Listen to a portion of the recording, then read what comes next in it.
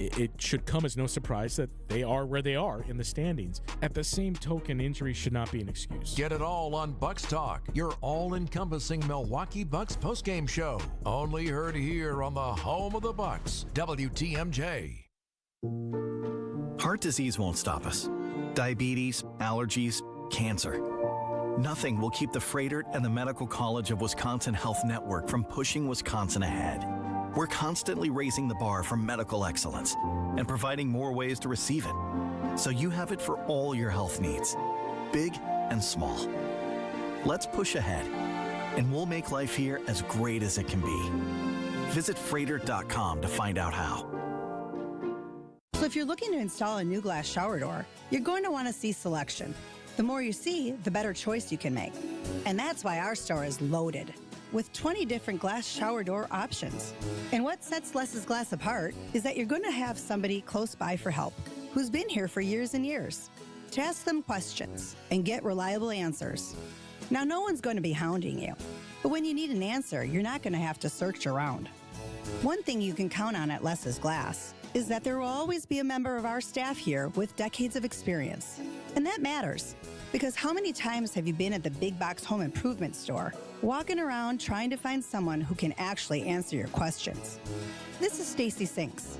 If it's a new glass shower door, fogged or broken insulated glass replacement, or affordable glass and mirror home decor that you've been looking for, you just can't pass on Les's Glass. Les's Glass Service, serving all of southeastern Wisconsin. Find us at lesglassservice.com. Hi, I'm Sandy Max. From groundbreaking to grand opening, I've watched Three Pillars' new Lake Country active adult community, The Fields, come to life. And let me tell you, it is stunning. The Fields is a neighborhood-style community unlike anything else in Wisconsin, and now you are invited to experience it for yourself. Join them Tuesday, March 24th for a special information session on The Fields and see firsthand why Three Pillars Senior Living Communities is consistently ranked the best in Wisconsin. Reserve your spot now at threepillars.org. Thank you. Thank you. Thank you. Your car can't express its gratitude when you get an oil change, but the people you're helping will sure appreciate it, because when you visit an Adam member new car dealer through May 16th, they'll donate $1 from every oil change to Feeding America Eastern Wisconsin. To date, Adam has donated more than $960,000, providing 2.8 million meals. To find a participating Adam dealer near you, visit adamm.com. And thank you. Now that the game is done, it's our time to check in. Goes right by Danielson. How about that move from Ryan Rollins, who finishes it up close. Bucks Talk starts now. So final seconds tick down, and the Atlanta Hawks will take down the Bucks by a final score of 122-99 as the Bucks' lopsided losing stretch continues. Live from the Annex Wealth Management Studios, here's Justin Garcia. So, I mean, I don't know that the result is unexpected here. This is the 13th loss this season by 20 or more points by the Bucks. Where would you guess that ranks in the history of the franchise, Matt? 13 times this season they've lost by 20 or more points. I'll start safe and say top 5. That's a safe assumption. Okay. Third most all time. It is the second most all time. Wow. Even worse than the year they won 15 games. And that year's been brought up a lot on this show this year. More than I anticipated. Here's the harsh reality, right? These are difficult conversations for me to have, given my role with the team, but also we're not going to insult your intelligence, and we're not going to pretend like things are not what they are. The reality of the situation that the Bucks are in here is when we continue to point things like that out, second most 20-point losses in a single season. The fact that it's even worse than a year that saw you win 15 games. I'm not a gambling guy, number one, I can't with the team, but also it's just not my thing. So I don't know how you would figure out what's the line on whether or not the Bucks would break it. But whatever it is, I would probably encourage you to take it. I mean, do you think they're gonna get to 15, 20-point losses this season? It's safe because it's not like they're trying to lose these games like the teams we keep talking about. Even when they're in a game until the fourth quarter, it's just falling off the rails in the fourth, and teams just go on these, or the Bucks rather, just go on these runs where they can't score consistently. So it doesn't matter how long they're competing in a game; it's still ending in these big margins. A lot of these numbers that we have pointed out here, the other seasons that are coming up a lot are the 2007-2008 season. And then I've already mentioned this one a couple of times, the 15-16 season. I remember that season very well.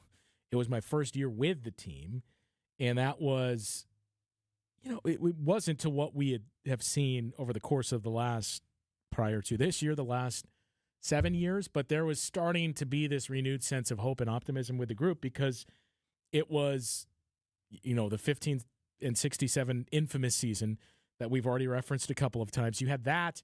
The very next year was when Larry Drew was dismissed after just 1 year as head coach. The Bucks hired Jason Kidd as a splash move with Jason Kidd is the coach of the Bucks? Wow, all right. That at least is going to drum up some more interest. And then they won 41 games, which, as we saw the following year, was a lot of smoke and mirrors with the defense because the defense was the story of that 41-41 season for the team. But the year after that, the 15-16 season, was when it was kind of starting to be like, you know what? Jason Kidd's the coach. They made the playoffs. Even though we don't talk about, other than Giannis's body check on Mike Dunleavy, we don't talk about the final game of that series and loss to the Bulls. But they made the playoffs. It feels like they're kind of building something here. I'm interested. And they followed it up with a 33-49 season. For the last few weeks, this season has started to feel like that season to me. And we've seen a lot of comps, for lack of a better term here, of haven't done that since 15-16. The double-digit losses, the 20-point losses, the sheer volume of losses. You haven't seen this since 15-16. Whenever we're combing through, when was the last time they lost this many games in a row? It's usually since the 15-16 season. They're 12 games below 500. When was the last time they did that?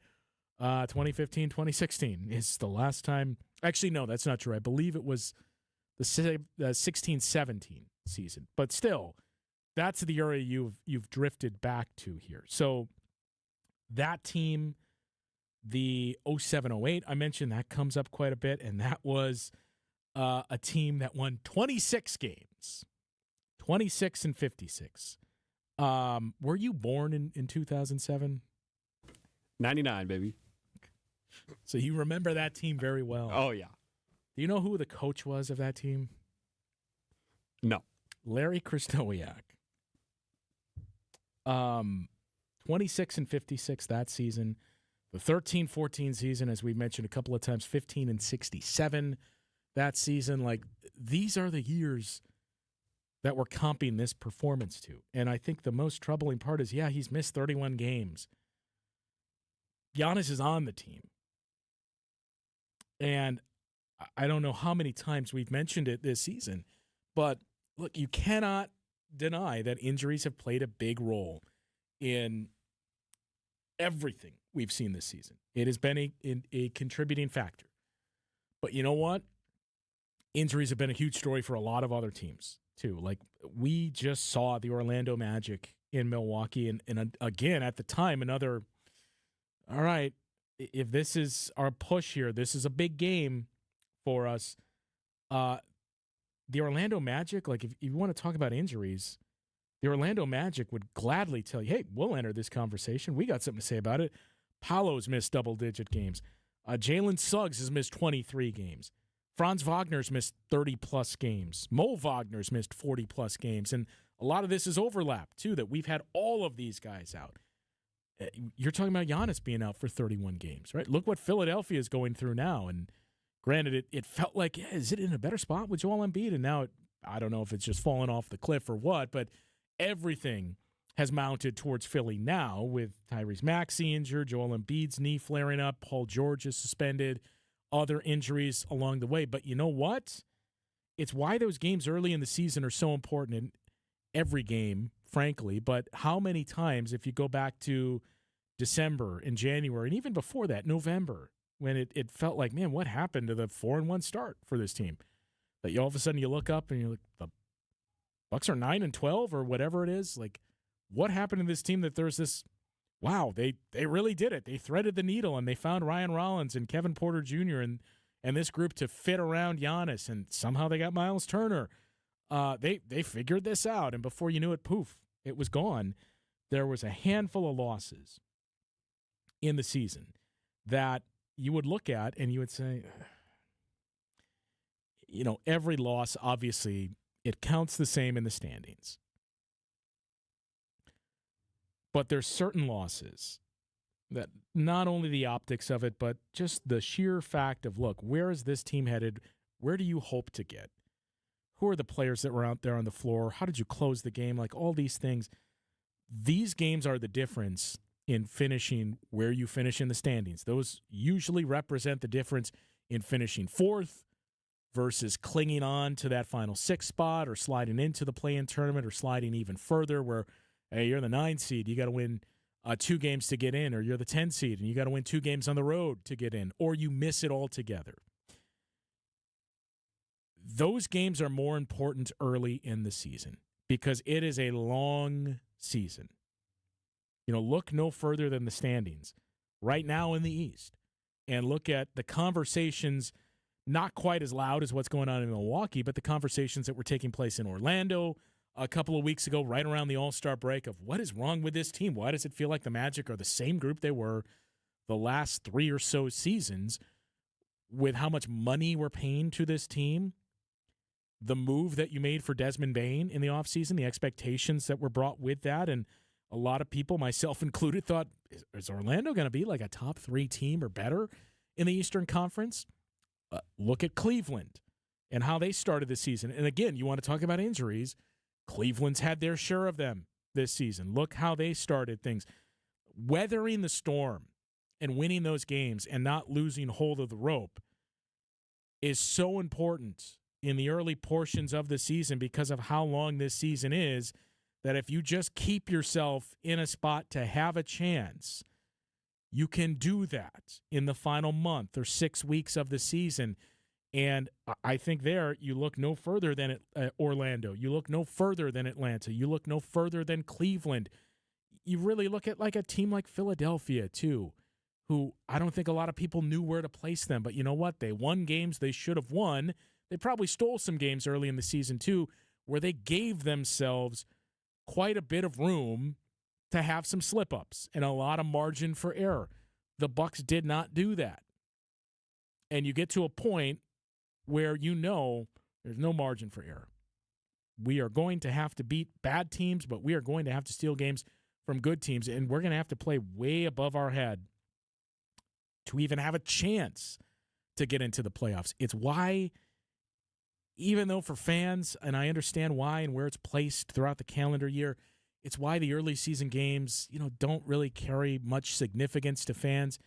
It is very important to teams and players in this league to not let those games slip away so you can give yourself a chance late in the season. And again, I think it's exemplified today when you look at the 2 teams specifically that went head-to-head, the Bucks and the Hawks, where they have both been at varying points of this season and how one of them just kept hanging around and the other just never got to a space where they could do that. And now look where both teams are headed. Atlanta may be a top 6 team at this point, and the Bucks are not mathematically eliminated, but it is really hard to see a scenario where the Bucks are playing beyond April 12th, given everything we've seen, not just since post-All-Star break, but again, it's really, 66 games they've played? The last 61 games is basically what we're talking about. It's such a small sample size, but those first 5 games of the season, it feels like a lifetime ago, and it feels like a completely different team. 855-616-1620 is the Siding Unlimited talk and text line to join us today on Bucks Talk, and it's become all too familiar, the results and the way we got to those results. We'll dig into that coming up after this. This is Bucks Talk. It's here on consignment from over 10,000 nationwide partners. From very high-end, distinctive furniture, unique antiques and original art, to tasteful home decor that can fit almost any budget. Premium home decor priced right at 25 to 40% off retail prices. This is Katie with Design Exchange, where discerning buyers with discriminating tastes come to find premium home decor at a value. Design Exchange in Heartland and Pewaukee. Design Exchange. Smart interior designers know that what they'll see here is going to be almost impossible to find anywhere else, especially at our consignment prices. Premium home decor that's gently loved and close to new. And what we carry can raise the wow factor of anyone's home decor. This is Katie with Design Exchange, where discerning buyers with discriminating tastes come to find premium home decor at a value. Design Exchange in Heartland and Pewaukee. Design Exchange. Gene Miller here for my friends at Hometown Windows and Doors. As the days get longer and Wisconsin weather shifts, it's a good time to check your home's comfort. If your house felt drafty this winter, it may be time for an upgrade. Hometown offers energy-efficient windows and doors from Bella, Marvin, Anderson, and more. All on display in their New Berlin showroom, all installed by Hometown employee carpenters. Wood, vinyl, or Fibrex, they have options for every budget. Call my friends today at Hometown Windows and Doors. That's Hometown with an E for your every window and door need. Join the Brewers Series against the White Sox March 26th, 28th, and 29th. Grab this year's first giveaway on Saturday the 28th, a replica of American Family Field for the first 25,000 fans, courtesy of American Family Insurance. On the 29th, it's Kids Cheer Free. Buy an adult terrace seat and receive a free ticket for kids ages 14 and under. On Sunday the 29th, the first 5,000 kids get a drip necklace giveaway. Grab your seats at brewers.com/tickets. Hey, John Mercure here for Azura Memory Care and Assisted Living. Their mission is to transform the culture of care. They specialize in caring for those with early to late-stage Alzheimer's or other related dementia symptoms, and they offer early memory loss classes to help you. They specialize in this area. It's kindness at the core, locations throughout southeast Wisconsin. It's compassion, it's empathy. It's Wisconsin-based and family-owned, always welcoming people to come tour and welcome their new residents. I've seen their places. They're top-notch. It's Azura Memory Care and Assisted Living. It's springtime, and instead of getting outside and having fun, you have to paint the deck, repair the boards, and discover more rotten wood on your deck. Call Outdoor Living Unlimited to replace the old beaten-down wood deck with a beautiful new composite deck with new railing. Outdoor Living Unlimited is Wisconsin's top TimberTech decking installer and can deliver a design and build your next maintenance-free deck. Stop by our Outdoor Living Unlimited showroom at 665 Larry Court in Waukesha or visit OutdoorLivingUnlimited.com. Welcome back to Bucks Talk. 122-99 is the final. The Bucks lose by 23, which has been one of those consistent trends for the team this season. I mentioned, look, a few things carried over that we have seen carry over all throughout this season. Double-digit losses and 20-point losses is one of those, but this another one. You heard Dave mention it on the broadcast. I brought it up on the post-game portion as well. The shot volume and attempts, and you've heard me reference true shot attempts quite a bit this season. Not to lose all of you, because I, as you've probably picked up on in listening to this and listening to the broadcast, I am a pretty big advocate of advanced analytics, but I get it's not for everyone, and I hate when people just throw it out there with the, well, if you don't know, it's your fault, and I'm not going to tell you what it means. So true shot attempts, the best way to describe it is it's looking at your free throw attempts and field goal attempts every single game. On average, like, what are you getting here? So if you're fouled on a shot, it's basically a field goal attempt. So you multiply your free throw attempts. I'm not going to get into the whole formula and bore you, but you multiply it to kind of account for technicals and everything else. and when 2 shots should have been a field goal attempt. So you look at your free throw attempts and field goal attempts and figure out how many times are you truly getting a shot at the basket. The Bucks are dead last in discrepancy, and that number continues to sink throughout the course of this season. It is now, I have updated it with this result today, it is minus 4.7. The Washington Wizards are next at minus 4.1, and then I think it's the Bulls at minus 4. You're not where you want to be. And to put it plainly, what that's telling you is you are giving your opponent 5 more chances to score every single game. With how efficient offenses are in the league these days, if you give an opponent 2 more chances to score, they're probably going to beat you in those games. They're going to score more points than you. If you're giving them 5 more chances to do it, well, you're not only going to lose, you're going to lose by double digits, and that tracks with what we've seen with these 20-point losses and even the double-digit losses for the Bucks. Their problem has been getting shot attempts. Their lowest amount of true shot attempts in the league. And why is that, you may ask? Well, they turn the ball over quite a bit, which we saw today, 23 of them, a new season high. They turn the ball over. They do not force turnovers. And while they've gotten better at offensive rebounding, they are not a good offensive rebounding team. So you're not getting second chance opportunities. You're not turning opponent possessions into yours by turning them over and getting in transition. You're not getting second looks at the basket by getting offensive rebounds. So your volume of shots is going down and the opponent's is going up because you're turning it over.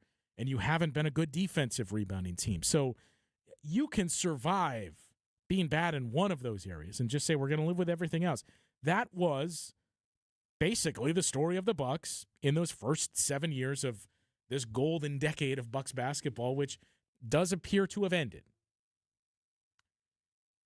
They did not get offensive rebounds, but you know what? They were really good at defensive rebounds and saying, well, the opponent's not going to get second chances. We are going to be the best defensive rebounding team in the league.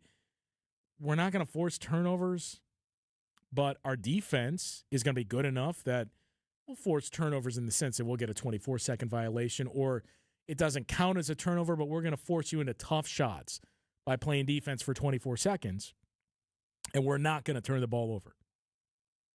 And you know what? The Bucks were pretty successful during that stretch. Now, we can get into the talent and how much that's changed and everything else, but it really starts there. You have to have an identity, and you have to have a mission statement as a team. This is what we're going to stand behind. This is what we believe in. These are our principles. I mean, go no further than, did you and I talk about this, Matt? The very polarizing event that happened on Tuesday night, was it? With Bam Adebayo pouring in 83 points. I mean, look. The big takeaway from that, and it's funny how much it's changed every day, it seems like, where the next morning it was like, yeah, actually I had time to sit on this and I don't like what I saw. And then it came back around to, you know what? Good for Bam and good for these guys. And then it just keeps going in this circle of, how do you feel today? Was it Bam Adebayo's fault? Should Eric Spoelstra be ashamed? Is it the Wizards' fault? I ultimately, look, I think it's a joke. And I think it was certainly something, having gone back and rewatched that game a day or two later and seeing the fourth quarter especially in the final 5 minutes. I mean, there is such a thing as allowing an opponent to lose with dignity and winning with grace and class. I'm not going to get too much of like, oh, going to get up on my soapbox here. But to me, I had a bigger problem with the Wizards because not even in the regard of what Eric Spoelstra said, who was very defiant afterwards and saying, like, look, and I think this is the other problem, that there's a number of things, and some of them tie into today, of leadership problems with the league, I think exist. With Eric Spoelstra saying the quiet part out loud of, well, that team's not trying to win. Ime Udoka said the same thing when he was asked about it. You see all these players. Victor Wembanyama said something similar too, but Ime Udoka went as far as saying, yeah, it was the Washington Wizards, as in basically that team stinks. They're not trying. So, yeah, I mean, I get it. Go back to that game. Like, that's the marker of a good team, even a good bad team, is, look, you can be bad and you can have a mission. The Utah Jazz fall into that category. The Utah Jazz in the standings, they're bad. They have a clear objective. It goes against what Austin Ainge said before the season when he's, you're not going to see us tanking anymore. And yet here we are. But when you look at that team, you don't even have to squint anymore. And you say, you know what? They're better than this, right? Like, this team could be interesting next year if they weren't actively trying to lose. I'm not saying they would be a play-in team, but like they're not in the class they're in now because they play hard. They know what they want to accomplish on the court. We think Will Hardy is a good coach, and that's the other challenge with the league too. Is there's so many teams that are just outright tanking. You don't know, right? Like, I think coaching in this league is better now than it's ever been, and it's more important than it's ever been. And I think you've seen things from Will Hardy, but you also got to see what a coach does in the postseason in high-pressure spots, and Utah hasn't been there. But to see that happen, and this goes back to how important coaching is in, like, stamping your identity, which was very clear on this team in 2018, 2019, 2020, 2021, 2022, somewhat 2023, and then it just kind of became I don't know. I guess the identity is Giannis and Dame. And this year it's Giannis is going to put up Jokic numbers. That's our identity. When you have that, okay, like, you're not getting 83 points. We're going to start to double team you. We're not going to commit stupid fouls. You saw a ton of that late in the game of just, I'm going to make the lazy reach-in foul here, and you go to the line. We are going to do things to make sure he doesn't get to the free throw line. Like, we'll just take a 24-second violation in this game. Like, these are the types of things why coaching is important, to stamp that identity and say, guys, this is not happening on my watch. I don't care if we lose the game. We're not doing this. And that's the type of slippage that we've seen. And it's not to put it all on the coaching staff because this is a shared blame. It always is. When you reach these levels, right? When you win 15 games in a season, when you win in the mid-20s, when you win 36, whatever it was in the last time that the Bucks missed the postseason, it's a shared blame. It is never just, well, the coach is bad and this is what happened. It's never just, well, they didn't have a talent. They didn't have a talented team and they couldn't overcome this. It is always a shared blame, but it really starts with what do we stand behind? How are we going to play? And, like, today was the same thing. You know where you're at. You know it's going to take an incredible amount of work and luck to get into the postseason. We've already talked about what's the important thing to look at and who are the guys you're keeping an eye on in these games. But you know what? Like, continuing to set and build a culture is honestly number one on that list, especially for a young team, because the new challenge for a while it was, can they get into the play-in picture? The new challenge now for the rest of the season is your culture. And, you know, I've heard and talked with people in Utah who had this same message. It conveniently changed and aligned with the organization this year of like, well, you know, losing's actually not that bad for your culture. Look at Oklahoma City. Look at San Antonio. But losing is very bad for your culture. It's dangerous, I should say, for your culture because it can become habit. And you just had basically a 10-year run. Even if the last couple of years were not good or good enough to that standard, you had a 10-year run where you did not have to question your culture. You knew what your identity was. You knew you were an ultra-competitive team, one of the top-tier teams not only in your conference, in all of the league. You were an inner circle contender every single year. You knew the way you wanted to play. You knew what the trickle-down was, what the pecking order was. You had one of the best players in the league, like everything. You were eating good. And that just kind of flipped overnight, it feels like. It really started to slide the last 2 years, but this year it has hopefully bottomed out. That's the challenge and the danger is this is the bottom. We are not doing this again. And we are not getting used to losing. We are not letting bad habits set in, especially with our young guys, and that is the primary focus for the remainder of the season here when you're talking about guys like Ryan Rollins. Kevin Porter Jr. is still young. He has more experience in terms of playing time in the league than Ryan Rollins and some of the other guys. But with Ryan Rollins, Kevin Porter Jr., Ousmane Dieng, those type of guys, Jericho Sims, Pete Nance, who they have a very interesting decision to make on pretty soon here. We are not looking to set in this culture. With young guys, it cannot happen. And that's the big thing to look for in these final 16 games is how do you make sure that doesn't set in? Even if there is change in the summer, which I would anticipate there is going to be a lot of change when you have a season like this, even if the pieces are changing, you're part of the league too. Like you're making these players better and guys come and go all the time. No, like we're building these guys into basketball players. This is not the culture we want to drive into them. 855-616-1620, the Siding Unlimited talk and text line. To join us today in Bucks Talk, I did mention one of the tie-ins with the leadership and decision-making and how it relates to the team the Bucks played today. I want to get to that. And also, since we've mentioned the years so many times of, well, last time the Bucks have done this, since then, since we've mentioned those years, we'll see what we actually remember about those teams that the Bucks are now in the company of. We'll get into that coming up after this. You're listening to Bucks Talk.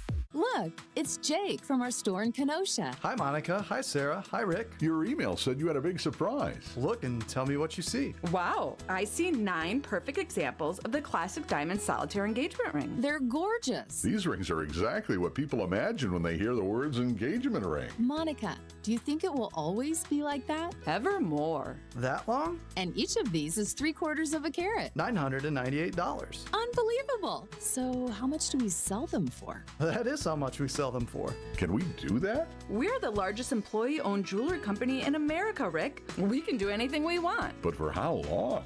Evermore. People can choose any of the 9 most popular style solitaires, 3/4 of a carat, and each of them was created in the heart of a miniature star. 5 different diamond shapes, 2 colors of gold.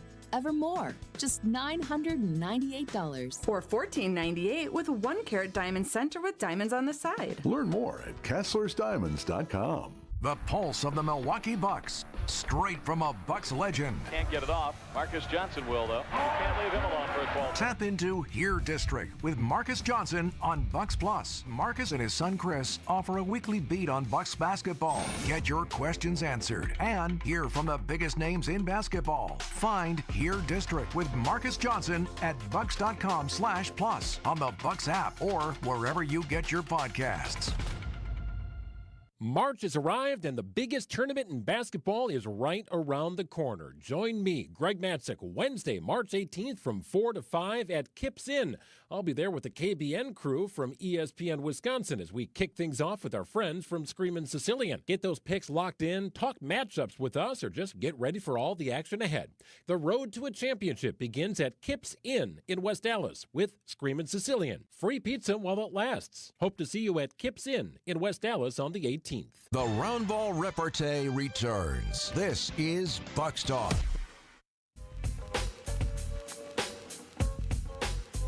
$122-299.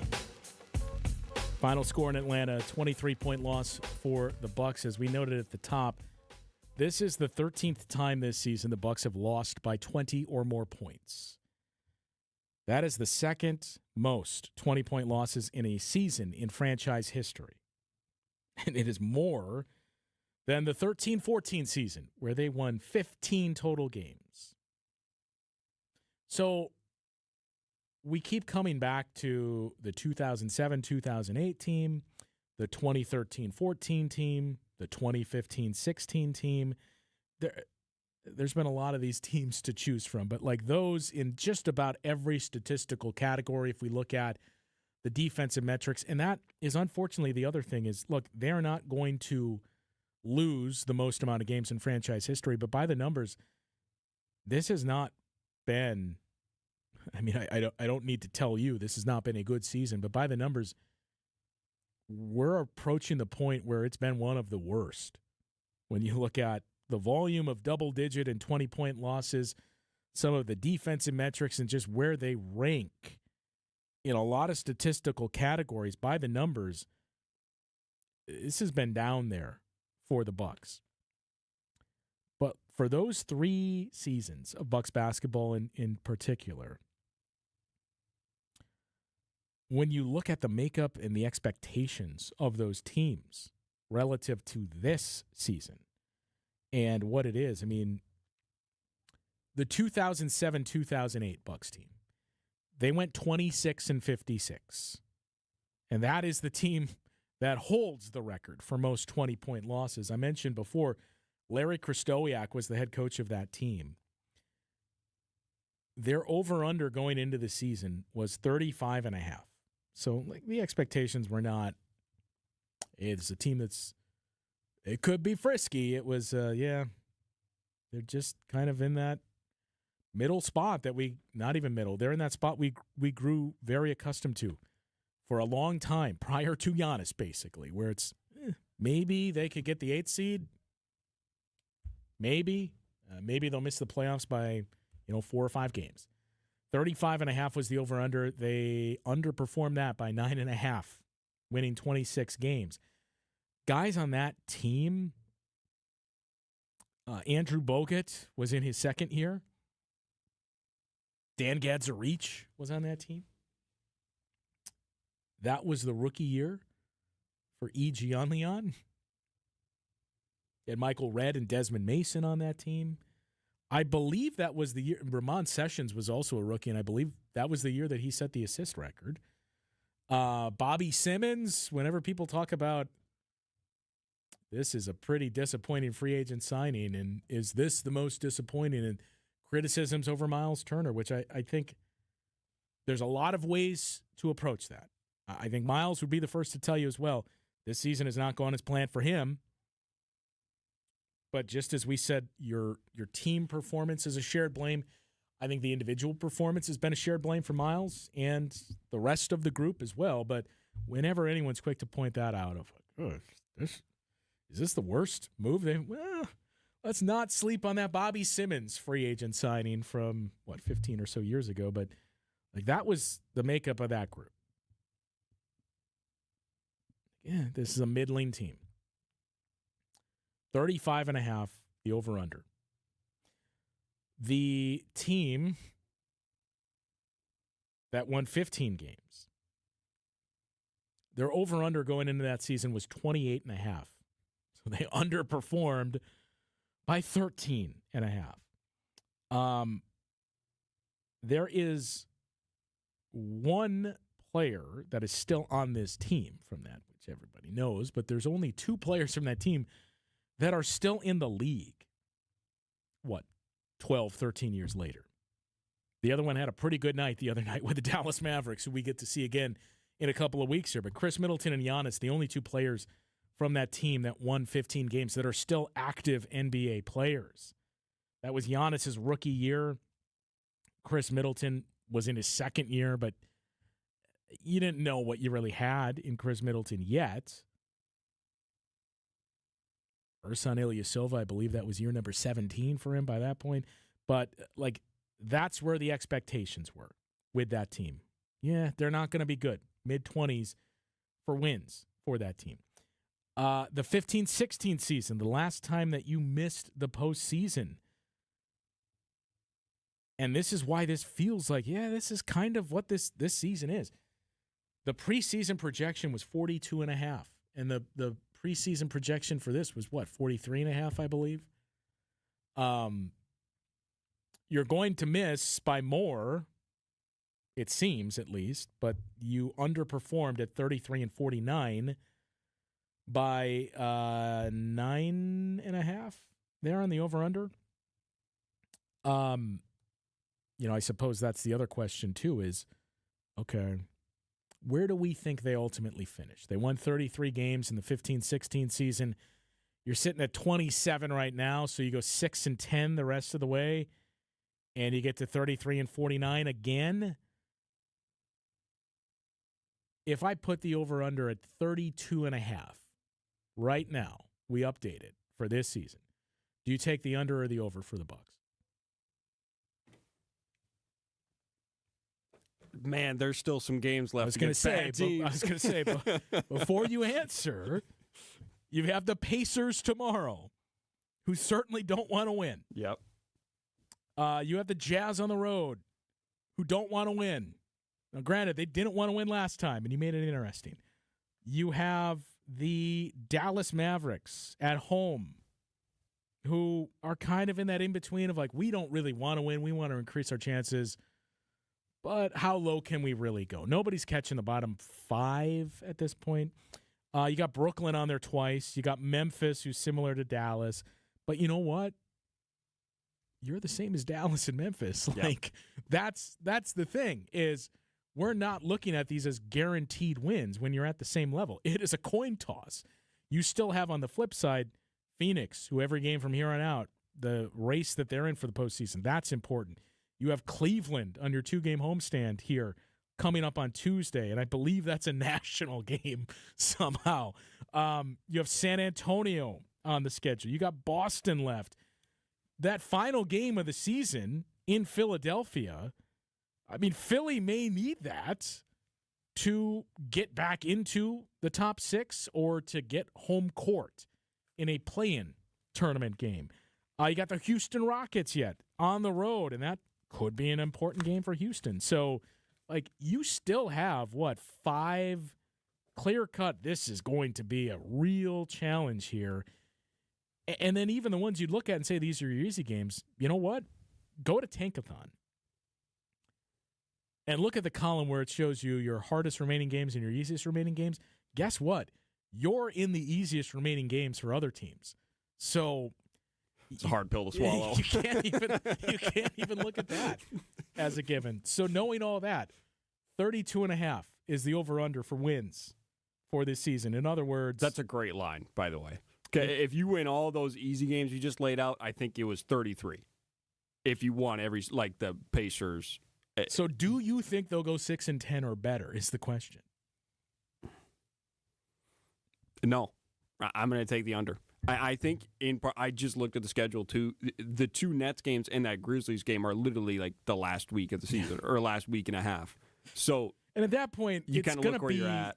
Well, in that point too, it's for Memphis especially, it's going to be decided. They're not getting into the bottom 5. They're going to know. I mean, maybe it's down to us versus Dallas, who's going to have the 7th best odds. But you're going to reach the point where it's like, we're not tanking. You know, like this 2 of our final 3 games, we basically know what our odds are. We're playing to win here.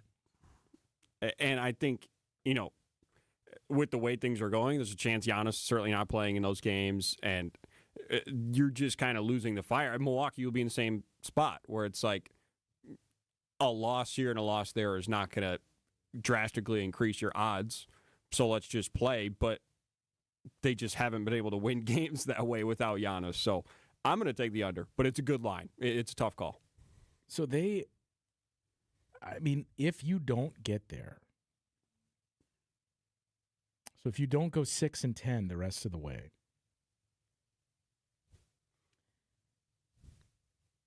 there have only been, and this is 58, I believe, year number 58 in the franchise history. There has only been 13 seasons where they have failed to win at least 33 games. So if you don't win 6, this would be the 14th time that you haven't even got 33 is not a lot. Like, this would be the 14th time you haven't gotten even 33 wins. Like, that is the tough pill to swallow here.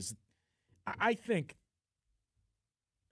we were all coming in eyes wide open to this and knowing this felt like a transition coming in. How hard that transition was, TBD for a lot of us, but this was clearly a different direction. I mean, obviously, when you look at Chris Middleton gone from last year, Brook Lopez leaves in free agency. You had traded Drew Holiday years prior. Pat Connaughton traded and maybe having the last laugh that he was just dumped as a salary dump, and he's played an important role as a veteran on that Charlotte Hornets team. Up and down the list of these veterans that were no longer here with this group, that a lot of everything but Giannis and Bobby Portis changed with this team, basically. And Thanasis. But since the 21 season, those are the only two guys that were still there. So it was obviously a year of transition, but I think we were all, most of us at least, still optimistic of like, yeah, I can't confidently say the Bucks are a top 3 team in the Eastern Conference. I probably wouldn't even say that, period. But I think there's a lot of growth opportunity and potential with this team. And, I mean, I still am pretty certain this team is going to be a playoff team. Like, worst case scenario, where did you have them this season? Because for me, coming in, I think I had them 5th. That I thought, if everything breaks their way, and with what we were all anticipating and hoping, and number one, health, but if you get a healthy Giannis season, and with the way that they've put shooters around him, and we were led to believe, and I think Giannis as well, the ball's going to be in his hands quite a bit. He's going to have an opportunity to put up massive numbers, and we did see that early. If everything goes their way, I could see as high as 3 in the Eastern Conference, but I think realistically they're probably 5th. Worst case scenario is, I think, kind of like last year, where there's are they going to actually be in the play-in tournament, or 6th, maybe 7th, somewhere around there. I did not see anywhere near what we've seen here. Yeah, for sure. I think I definitely would have taken the over in wins coming in, as a lot of people did, I think. Yeah. And I was probably thinking in the 6 range, ideally. I think, back then you were thinking Atlanta and Orlando were like potentially Eastern Conference Finals contenders without Indiana and Boston, and, New York, Cleveland ahead of you, still Detroit. So I think I put them at 6. I would not put them at 11. No. That is definitely not with a wide gap between 11 and 10. With a very, very wide gap that continues to widen here. I did not think this team would be one of the 10 worst by record in the league this season. We'll stick with Atlanta and just wrap up one of the more interesting stories from the week here as it pertains to Atlanta and the Hawks, and take a look at, there's only one game that's in action, but we'll take a look and see what the Wizards have in plan here, or have in store for us as an encore, and whether or not Jaylen Brown can hit 80 points in a game. We'll take a look at that. And the story of Magic City coming up after this on Bucks Talk. The Hardwood Homilies continue after this. This is Bucks Talk. Don't think twice.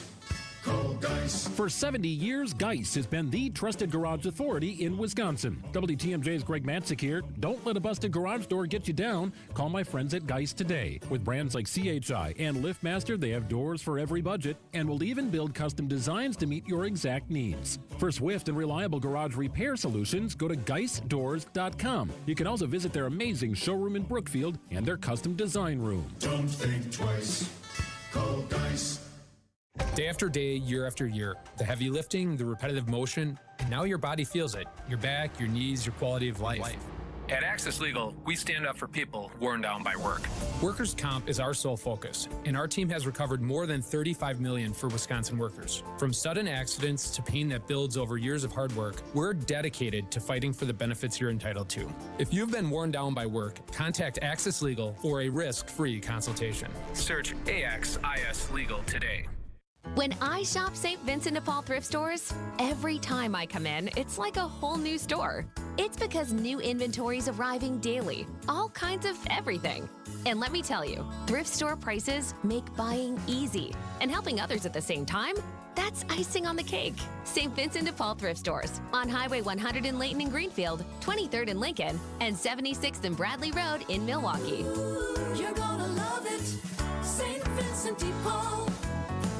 With an ever-changing inventory, you never know what great bargains you're going to be able to find at St. Vincent de Paul thrift stores. It makes shopping fun because the best finds are the ones you had no idea you'd even come across. And when they're at thrift store prices, it feels good. And it feels even better to know you're helping us help others. Shop St. Vincent de Paul thrift stores on Highway 100 in Layton and Greenfield, 23rd in Lincoln, and 76th and Bradley Road in Milwaukee. You're gonna love it. St. Vincent de Paul. Hop on board the music tour of a lifetime. Vince Vitrano here. Join KB Excursions this spring. Visit Memphis and Nashville 6 days, 5 nights by Luxury Motor Coach. Tour Graceland. Walk on Beale Street. Backstage tour at the Grand Ole Opry, followed by dinner and a show. And so much more. This tour is booking now. Go to kbexcursions.com. Click on tours for the full itinerary. Graceland, Beale Street, the Grand Ole Opry with KB Excursions. kbexcursions.com. This is Bucks Talk.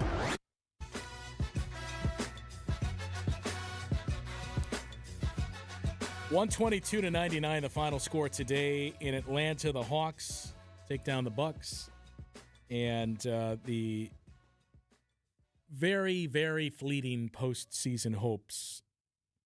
They're not gone, but it's starting to get pretty far away from you if you're the Bucks. Speaking of Atlanta and the scene of the crime for the Bucks, not gonna. You're familiar with Magic City, Matt? Yep. You said it pretty quickly. Have you? Never been. Okay. What was your initial reaction when you saw there was this Magic City Monday promotion that the Hawks were planning? I mean, from the outside looking in, it was objectively hilarious. 'Cause just seeing the comments and everything, it was like, is this real? Yeah. Type of post. And then you realize it is, and how, like, when you start actually looking into the write-ups and stuff on their website, like the PR they were doing around it, it's like, wow, they're really going all in on this. So for those that don't know, it is a gentleman's club in Atlanta, a pretty well-known establishment. Cultural institution, I believe, were the words that they used. I would concur. Lou Williams, former member of the Atlanta Hawks, had his own wings there. The lemon pepper barbecue, I think. Lou Will wings. They were known for their food in addition to the entertainment. But they had a planned partnership with the Atlanta Hawks. Was it just one day, or was it going to be Monday's period that they were doing it? Just the one game. Okay, against so this the Orlando upcoming Magic. Monday was going to be it. The Magic City Monday game, where they had hoodies, they had merch that was planned, all of it. The wings were going to be in the stadium. Wings in the stadium, in the concourse. And similar reaction to you, that you see it and you think, like, did I just get fooled by the internet again? Like, okay, are they going to name your local Milwaukee establishment that we've all heard the ads for, seen the billboards, maybe some of us frequented? They're going to do this Monday in Milwaukee. And then you learn, oh, no, this is real. Okay. And then they started taking pre-orders on the Magic City hoodies with the Hawks logo on it. They had ticket packages for it. And nobody saw a problem with this. Again, not to be a prude about it, but I think the common pushback was, what about the kids that ask what Magic City is, and you have to explain to them, like, well, it's this, and we're doing a promotion behind it. It took all the way until when? Last week, when Luke Cornett just penned a post. Like, it was a tweet, basically, with the note that he put out there of, why are we doing this? And this is pretty disrespectful to women. I don't stand behind this. The Hawks should probably cancel this. A couple players, I think Al Horford and a few others, seconded and chimed in as well. That it took that for the league to say, wait a minute, why are we doing this? And yeah, they canceled it, but they're honoring anybody that pre-purchased those packages, so you're still going to get your merch. They're just not printing any new ones, so you can't buy it at the arena. They were going to have all this Magic City memorabilia available in the team store. They're no longer doing that. I mean, how do we even get here to begin with? Yeah. Like, where's the hey, NBA, you cool with this? Like, are we going to ask around, see if we're all good? The league knows all of this, too. It's not like, well, we just found out about this. Okay. Right. The league had no problem with it. It took one of their players to say, God, why are we doing this? It took managing up from Luke Cornett. Players who weren't even going to be in that game. Right. He doesn't play for the Hawks. He doesn't play for the Magic.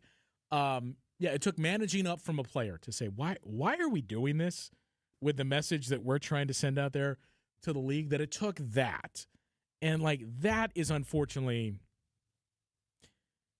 what I feel like we've seen far too much of the last, 5 years, basically. It's just a lot of reactionary moves and decisions instead of being proactive and figuring it. And look, there were proactive moves like the NBA Cup, the play-in tournament. I think those have both been successes. The play-in tournament definitely has. The NBA Cup, you may say it's not for me. I don't really care about it, but some people do, and it's a value add in the season in a spot of the schedule where they needed it most. Those have been proactive. Those have worked out. The rest of it, this thing of, this, you know what? This is kind of a bad look. We should probably cancel this. The whole Terry Rozier saga and that thing, too, of, all right. How about this? Charlotte, you give Miami a second-round pick this year. So are you telling me – what are you telling me here exactly? Is there some wrongdoing that can be proved, or is this there's enough circumstantial evidence? And the Heat's gripe, which this seems to add some credence to, of whoa, why did you even let us trade for this guy if you were investigating him for gambling? There's that type of thing, though. Who knows? And I think this is going to blow up again if and when we get a decision with the Clippers on what's happening there with Kawhi Leonard and the aspiration deal, that it just feels like we've reached this point where we're just changing for the sake of change and making reactions on the fly and this didn't work, let's do this. And now, we talked about tanking and the tanking teams the Bucks have. Adam Silver has all but said big change is coming next year. What that is, we don't know. But he's basically said, no more will you be incentivized to lose. So they've hinted at quite a few very drastic changes. Like maybe we'll stop counting your losses at the All-Star break and then it counts for wins. All right, fine. But if you're coming into the season knowing what the mission is, doesn't that mean you're just going to start tanking earlier in the schedule? Somebody also floated out there, what if we pick a 10-day stretch where wins count, but we don't tell the teams when that is? So, you could reach a point in the offseason where you make the announcement, by the way, that stretch, or it would be May, right before the lottery. By the way, that stretch, it was November 17th through the 27th. So, Washington won 4 games in that stretch. Congratulations. You just helped yourself here. So, I'm curious to see what these changes are, but that's the one thing is we started the show talking about, look, have a mission statement. What is your identity? What are you going to stand behind? I think it applies to the league as well, and we just have not seen that. We'll take a look at what's up next for the Bucks. The Indiana Pacers come to town tomorrow. We'll preview that matchup and wrap things up after this. This is Bucks Talk. Heart disease won't stop us. Diabetes, allergies, cancer. Nothing will keep the Froedtert and the Medical College of Wisconsin Health Network from pushing Wisconsin ahead. We're constantly raising the bar for medical excellence and providing more ways to receive it, so you have it for all your health needs, big and small. Let's push ahead, and we'll make life here as great as it can be. Visit Froedtert.com to find out how. It's here on consignment from over 10,000 nationwide partners. From very high-end, distinctive furniture, unique antiques and original art, to tasteful home decor that can fit almost any budget. Premium home decor priced right at 25 to 40% off retail prices. This is Katie with Design Exchange, where discerning buyers with discriminating tastes come to find premium home decor at a value. Design Exchange in Heartland and Pewaukee. Design Exchange. In Heartland, you're going to find a focus on distinctive furniture, unique antiques, and original artwork, along with tasteful home decor that can fit almost any budget. In Pewaukee, the focus is on kitchen, outdoor, and garden decor. And all of it is priced at 25 to 40% off retail. This is Katie with Design Exchange, where discerning buyers with discriminating tastes come to find premium home decor on consignment at a value. Design Exchange. Our children deserve a real chance to make it in life, and a good education is a passport to opportunity. At City Ford Collective, we're working to make sure there's a great Milwaukee school for every Milwaukee family, because more good options lead to better outcomes. And who doesn't want that? Together, we can give every child the foundation they need to thrive, and a stronger future for kids means a stronger future for Milwaukee. To learn more about our mission, visit us at cityfordcollective.org. That's cityfordcollective.org. Good Karma Brands is proud to be an equal opportunity employer, providing equal employment, development, and advancement opportunities to all teammates and applicants. To learn more about careers with us, please send an email to talentacquisition@goodkarmabrands.com. That's talentacquisition@goodkarmabrands.com. Welcome back to Bucks Talk. 23-point loss in Atlanta for the Bucks as they come up short against the Hawks, 122-299. They are back at it tomorrow afternoon, 2:30 tip, as they take on the Indiana Pacers, a rivalry game that has unfortunately not had the same flair this season as both teams have not been where we've been used to seeing them the last couple of years. Obviously, some different reasons there for the Indiana Pacers. What is the latest on the weather for tomorrow? Is it supposed to be bad tonight into the morning or tomorrow? What is the story there? Do we know? Some snow expected nonetheless. So the Bucks leaving immediately from Atlanta, and they obviously do that after every road game, but you may have heard it tonight or today, listening to the broadcast as well. We had Doc Rivers almost immediately after the game ended because they know what they're coming back into, and they are trying to get out of Atlanta as soon as possible. So 2:30 tip tomorrow for the Bucks and the Indiana Pacers. 2 o'clock is when our pregame coverage begins. And as always, be sure to stick around after the game for Bucks Talk. Do you know what the weather is? When is it supposed to come down? It looks like more rain Sunday. So not snow. Not snow, but like wintry mix. A lot of rain Sunday, and then some snow Monday. But it might snow a little bit. I don't think it's going to be crazy in the city of Milwaukee. So they could have stayed in Atlanta and even made it a Magic City Saturday, is what you're saying. Oh, God. I'm sure the players would have loved that. Yeah. Tomorrow. Probably still could have beat the Pacers. I mean, and this is. Does it even feel like a rivalry with the Pacers? Certainly not this year, no. I think it'll, barring drastic changes. Who knows? And that's the thing, too, is it felt like, man, we knew the Pacers were going to be, well, I suppose, who knows? Because we knew the Pacers would be here. I think we all thought the Celtics would be here, too. Yeah. But you knew that was the case. The Miles Turner move obviously made it even more spicy, but it just hasn't been this season where it's been another game, save for that first time that Miles went back to Indiana. It was booed by the fans and was clearly very rattled by it and just wasn't ready for that. But that game might be like one of the high top points. 5 Bucks games of the season with Giannis' game winner. And that was, early November? Yeah. Mid-November-ish. So it was after the 4-1 start, but they were still like a 500 team, basically. And look, we're going to have a lot of time to plot through what were the top games of the season for the Bucks. And unfortunately, unless something changes drastically in these final 16 games, I don't know how many we're really going to have to pull from here, but we're going to have a lot of time to get into those types of reflections here in a disappointing season for the Bucks. I'd like to see Bucks Pacers come back right away next season because I was in the building for Giannis's 60 point game and the ball taking of the ball, like that season and that game in particular. I mean, that felt like something was really on fire there. I don't know that we ever really got clarity on where the ball really was. Yeah. I think we heard two different, like, well, Giannis got the actual ball, and then this happened.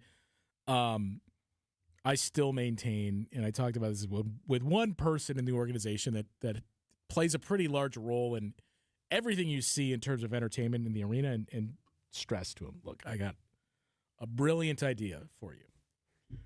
First game of the season. Obviously, there's going to be emotions there. It's Chris Middleton's return, and it's the home opener against the Wizards.